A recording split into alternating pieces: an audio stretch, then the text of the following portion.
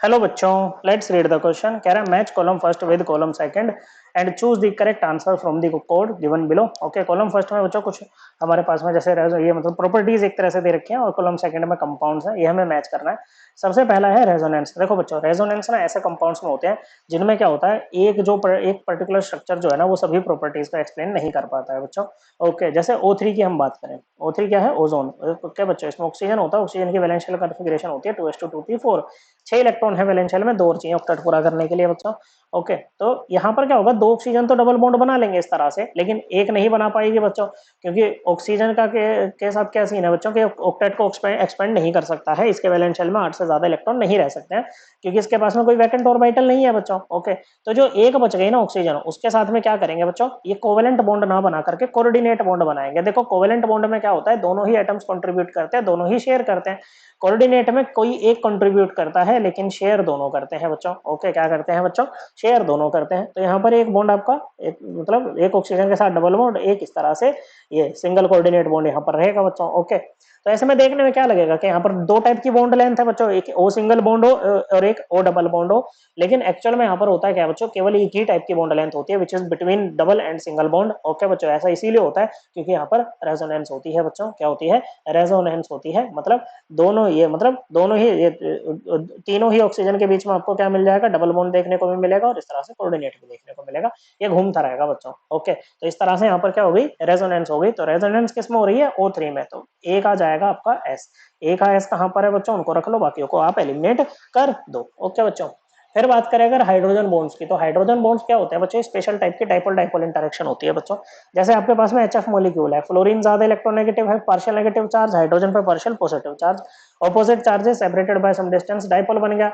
ऐसे ही दूसरा HF आएगा बच्चों, पार्शियल पॉजिटिव पार्शियल नेगेटिव, इनके बीच में अट्रैक्शन होगी, इसको बोलेंगे डाइपोल डाइपोल इंटरेक्शन बच्चों।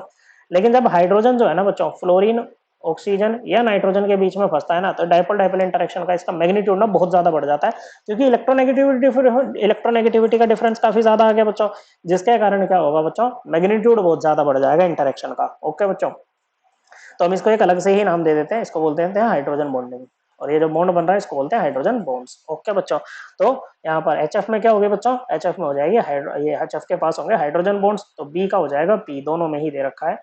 अब आते हैं बच्चों कोवेलेंट सॉलिड और आयनिक सॉलिड की बात करें। ओके बच्चों, देखो कोवेलेंट सॉलिड वो होते हैं जिसमें कोवेलेंट बॉन्ड्स होते हैं, जैसे कि कार्बन की अगर बात करें तो कार्बन को मेनली दो एलोट्रोपिक फॉर्म में देखते हैं बच्चों, एक तो ग्रेफाइट और दूसरा डायमंड, और ये दोनों ही कोवेलेंट सॉलिड होते हैं बच्चों। क्या होते हैं, दोनों ही कोवेलेंट सॉलिड होते हैं। ग्रेफाइट में क्या होता है, एक कार्बन 3 कार्बन के साथ में अटैच्ड होता है। ओके, ये फर्दर 3 के साथ में अटैच होगा बच्चों, मतलब ऐसे। ओके, और जो चौथी चौथी वैलेंस चौथा इलेक्ट्रॉन फ्री होता है इनका। ओके, जिसके कारण ग्रेफाइट में कंडक्टिविटी आती है बच्चों। लेयर टाइप स्ट्रक्चर इसका होता है, तो क्योंकि यहाँ पर सारे बॉन्ड्स कैसे हैं, कोवेलेंट बॉन्ड है बच्चों, कैसे हैं, कोवेलेंट बॉन्ड है, तो ये क्या होगा, कोवेलेंट सॉलिड होगा। ऐसा ही बच्चों आपके पास में डायमंड में होगा, बस डायमंड में क्या होगा बच्चों कि एक कार्बन 4 कार्बन एटम्स के साथ में टेट्राहेड्रली बॉन्डेड होता है बच्चों। कैसे, टेट्राहेड्रली बॉन्डेड होता है। ओके, और यहाँ पर भी क्या है बच्चों, यहाँ पर भी आपके पास में कोवेलेंट बॉन्ड है, तो हम इसको क्या कहेंगे, कोवेलेंट सॉलिड, या इनको कहते हैं नेटवर्क सॉलिड भी कहते हैं, बहुत एकदम वास्ट नेटवर्क यहाँ पर बन जाएगा ना भाई। ओके, तो सी किसके साथ मैच करेगा, ये मैच करेगा क्यू के साथ में, तो यहाँ पर क्या हो जाएगा बच्चों, यहीं पर आप इसको कट कर सकते हो। ओके बच्चों, सी क्यू के साथ में। ओके बच्चों, फिर है आयनिक सॉलिड की बात। ओके बच्चों, सी क्यू डी का, एक सेकंड बच्चों, हमने गलत कट करके ना, हाँ ठीक है ठीक है। ओके, आयनिक सॉलिड, लिथियम फ्लोराइड क्या होगा, आयनिक सॉलिड होगा बच्चों, क्योंकि आयनिक कंपाउंड है बच्चों। ओके, लिथियम है बच्चों। ओके, एक इलेक्ट्रॉन छोड़ के लिथियम प्लस बनाएगा, फिर इसी इलेक्ट्रॉन को कौन पकड़ लेगा, फ्लोरीन पकड़ लेगा, फ्लोराइड आयन बनेगा बच्चों। ओके, इनके बीच में क्या हो जाएगी, आयनिक बॉन्डिंग हो जाएगी। ओके बच्चों, ओके, और आयनिक कंपाउंड्स, ओके बच्चों, आयनिक बॉन्ड वाले जो सॉलिड होते हैं उनको क्या बोलेंगे, आयनिक सॉलिड इनको बोलते हैं बच्चों। तो डी का हो जाएगा आपका आर। ओके बच्चों, ए का एस, बी का पी, सी का क्यू एंड डी का R. So correct answer option 3। I hope आपको ये एकदम क्लियर हो गया होगा। थैंक यू बच्चों।